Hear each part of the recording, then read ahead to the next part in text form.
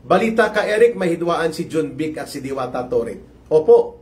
Which brings me to my next topic, no? Pina-reverse ng National Police Commission, na POLCOM, no? Kung saan si John Vic Remulla bilang DILG Secretary po ay umuupo bilang co-chairperson ng NAPOLCOM, no? Ang NAPOLCOM is an immediate authority supervising the operations of the Philippine National Police, no? Parang ito ang kanyang review and supervisory body. Under din po ito sa DILG. Bilang DILG Secretary po, si John Vic Remulla ay mayroon po siyang co-chairperson position. At pwede niya pong i-convene ang NAPOLCOM to review or even revise yung mga desisyon na ginagawa ng Philippine National Police. Ang SESTE, hindi lang po review ang ginawa nito, kundi kanyang binago ng NAPOLCOM ang mga movement and placement of senior officers ng PNP. At talagang napahiya dito si General Diwata Torre sapagkat in-override, no? Sinapawan at tinapakan talaga ng NAPOLCOM upon the leadership at kumpas ni John Vic Remulla, ang DILG Secretary, kapatid ito ni Boying Remulla, no? Talagang marunong gumamit ng poder ito upang abusuhin ang mga Remulla brothers na ito, no? Notorious po sila sa ganyang record nila. So anyway, may mga senior officers, no, na nasa top level posisyon ng PNP na pinag-reshuffle ni General Diwata Torre sa kanyang command group, no? At nag-involve ito ng ilang mga PMA graduates of class 1992, no? Ang mga matunog na pangalan doon ay si General Nartates at si General Banak, no? I think 2 o 3 na lang sila ang naiiwan, last batch officers ito na nanggaling sa Philippine Military Academy at nasa PNP organization, class 1992, mga kababayan. So, nagkaroon ng reshuffle, nagkaroon ng redeployment at reassignment sa pangunguna ni General Diwata Torre bilang chief ng Philippine National Police. Ngunit ipinahiya po siya ni John Vic Remulla nang ito ay na-overturn, no? Na-override at ibinalik po ang mga posisyon na ito ng mga senior officers, no? At nagpapakita dito na may reprimand portion pa ang order na hindi daw basta-basta pwede mag-reshuffle, mag-reassign ng mga senior level officers ang PNP chief nang hindi po dumadaan sa approval ng komisyon ng NAPOLCOM. Wow! Talaga, ha? Hindi ko po alam na nangyayari pala yan na pwedeng ipatigil, baliktarin at pangibabawan ng NAPOLCOM ang internal operations ng PNP pagdating po sa kanyang direct operational na mga matters. Usually po, supervisory lang ang NAPOLCOM at DILG. At nagre-recommend ang NAPOLCOM. Hindi po ito gumagawa ng desisyon na nagre-resulta na tapakan at mabaliwala po ang desisyon ng namumuno ng PNP. Kasi that is a very strong indication na parang ginagamit mo na puppet o tuta na lang. Ang inilagay dyan na chief ng Philippine National Police, no? At talagang ipinahiya dito si General Diwata Torre na kung may natitira pang kahihiyan sa kanya, siya pala ay isang decoration lamang. Siya ay isang palamuti na uri ng Chief PNP, no? At ang pagiging palamuti niya ay nagpapakita ngayon na ang kanyang mga desisyon ay pwedeng ipabawi, tapakan at ibaliwala ni John Vic Remulla ng DILG at ng NAPOLCOM. At yan po ay nag-a-undermine ng authority and power and respectability ni General Diwata Torre. So now, he has been given the dose of her own medicine. Matapos po na pinangunahan niya ang mga high profile na mga paglabag na operations kagaya ng pagpapadukot at pagpapatapon kay Pangulong Duterte, the extraordinary rendition and cross-border kidnapping of the former president na pinangunahan niya at ginamit siya nila Remulla, nila Marcos at ng mga alipore sa ICC na kanilang mga kinasabwat, no? Ginamit din po ito sa pagwasak sa Kingdom of Jesus Christ kina Pastor Kibuloy. At nakita po natin na walang pakundangan kung lumabag din sa batas at sa due process and equal protection of law itong si General Diwata Torre. Ngayon, he is being given the dose of his own medicine. No? Pinatikim din po siya, Sel-Ige, and at ngayon, nakita po sa CPP para malinaw po na si General Diwata Torre is expendable. You are only good when needed. Yan po dapat ang ma-realize na ni General Diwata Torre. Sapagkat ang kanyang ginawang mga illegal na pag-utos sa kanya na pinatupad niya, ang kidnapping or cross-border kidnapping, at ang extraordinary rendition o pagpapadukot at pagpapatapon kay Pangulong Duterte po. At yan po, walang ibang nag-utos at nag-supervise sa kanya, direkta sila John Vic Rimulya din, at sa utos siyempre ni Marcos. And the way they attack and destroy at nilabag po ng malawakan ang karapatan ng mga religious workers and religious organization ng Kingdom of Jesus Christ sa Davao. Ngayon po, naranasan din ni General Diwata Torre kung paano tapakan ang kanyang dangal at ang kanyang poder at otoridad bilang Chief Philippine National Police, ngunit tinatrato lamang siya bilang palamuti ni John Vic Rimulya, matapos po siyang gamitin. Siya po ay ipinahiya at tinapaktapakan. Mantakin mo, ikaw ang Chief of the Philippine National Police, subalit magmamano ka.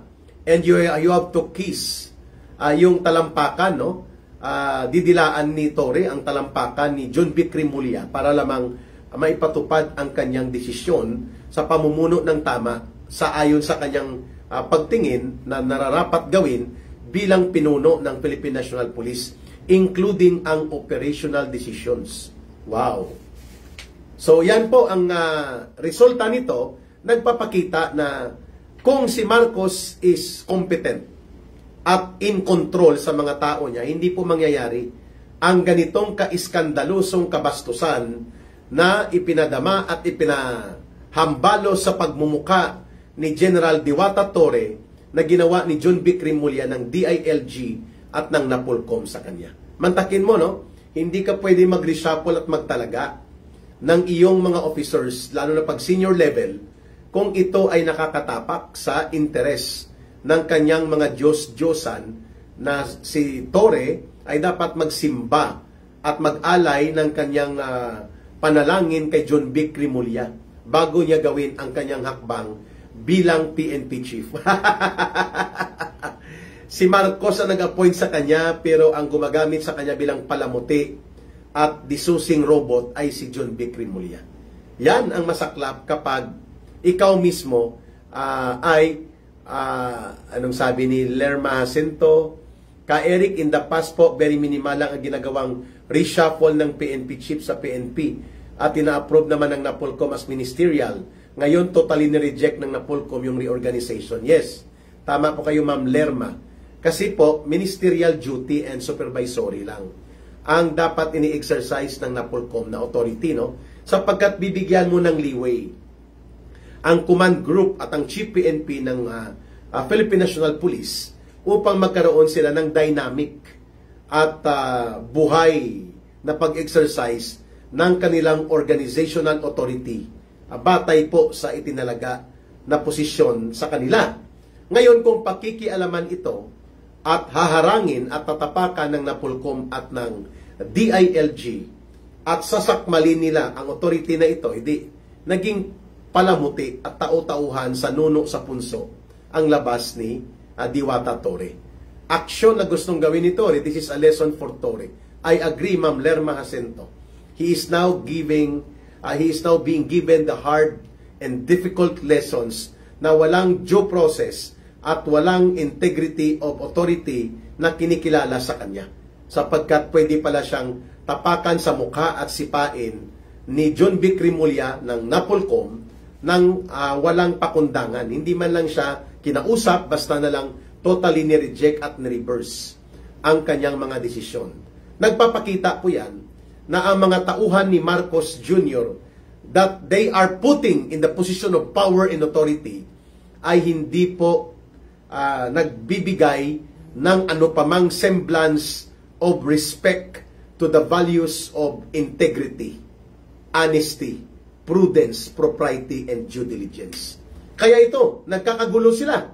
Kagaya mo sa NBI, kung suportado mo ang ginagawang reforma ng iyong NBI director dahil ikaw ang nagtalaga dyan, kahit pa na yan ay kabangga ng mga rimulya, kahit pa yan ay may mga sindikatong natapakan, ay dapat panindigan mo. Pero wala, tahimik lang si Marcos Jr. sa ganitong nangyayari ngayon na mga special operations na ginagawa sa loob ng NBI at nagpapakita na malalim po ang ugat na kasindikatuhan dyan na ginagamit ang malawak na poder ng National Bureau of Investigation that even the director appointed by the President hindi niya kayang lusawin o durugin at i-address ng lubos-lubusan ang nangyayaring kasindikatuhan sa loob ng organisasyon ng NBI. My goodness. Similarly, ito na rin po ngayon ang hard and difficult lessons na nararanasan ni Torre. Omar del Castillo is watching. Ayan. No? So, lugmok na lugmok ang moral ng mga PNP dahil ang kanilang chief PNP ay robot lamang. At ito ay isang palamuti para lamang sa laro ng politika ng mga politiko kagaya po nila Rimulya. Ayan. So, now, Torre must stand the ground. No? Kung gusto niya na manatili ang respeto sa kanya ng Philippine National Police rank and file at mga officers na pinamumunuan niya, bagamat nawala na ito ng matagal pa dahil po sa kanyang mga paglabag at mga malawakang pagpapatupad ng mga illegal orders, kagaya na lamang ng pagpapadukot kay Pangulong Rodrigo Duterte. Now, he is being put deeper into the quagmire of losing his integrity and his own personality. Ayun ang binabanggit sa iyo, no? Refleksyon po itong nangyari sa NBI na si Director Santiago at ang nangyari po dito sa PNP na mga internal squabbles at mga deep-rooted conflict in the exercise of power and authority na hindi po narerendahan at hindi po nakokontrol at walang nabibigay na tamang direksyon si Marcos Jr. bilang Pangulo ng Bansa. Sa mga key and sensitive na mga agencies of government like National Bureau of Investigation and of course pati po ang Philippine National Police. What can you expect, mga kababayan? Sabi ni Annie Lopez, karma na lang ni Diwata yan. Ka Eric, I believe so. Sirlin, good morning Ka Eric. Jisoo Life, hello Ka Eric from Orange County, California. Rodora Tuazon and si Renato Kaway-Kaway, Perlita Olar. Ngayong administrasyon, ang daming panggulo. Lahat leader, sabi ni Perlita Olar, because the Marcos government is obviously wholesale incompetent and morally bankrupt and corrupt. Kaya yan, kanya-kanyang diskarte, kanya-kanyang mga maniobra, kanya-kanyang gapangan, kanya-kanyang bangayan. Ano?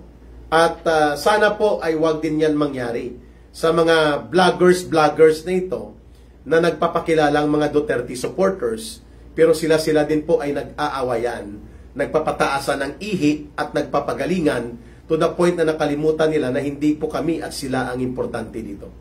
Kundi ang mahalaga dito, sila Pangulong Duterte at ang taong bayan na dapat pinagkakaisa natin at sila Vice President Sara Duterte. Yan ang dahilan kung bakit nagkakaroon ng kaguluhan at bangayan sa isang organisasyon kung ang namumuno ay walang dignidad, walang integridad at ang values of honesty, transparency, and yung paggamit ng pamamaraan ng due process of law, equal protection of law ay kinikilala mo dapat yan at hindi ka balasubas. Kagaya ng ginawa ni Torre na pangbabalasubas sa kanilang pagpapatupad ng pinaka-iskandalusong pagtataksil sa pagpapadukot at pagpapatapon kay Pangulong Duterte. Ngayon, naranasan niya kung paano tapakan sa mukha niya ang kanyang otoridad at poder ay isa lamang palamuti na walang epekto kung ito ay babanggain at ibabaliwala ng mga supervisor niya kagaya ni John Vic Rimulya. Ron R. Domingo from San Francisco, California. Cynthia de los Reyes, Carmaya ni Diwata Torre.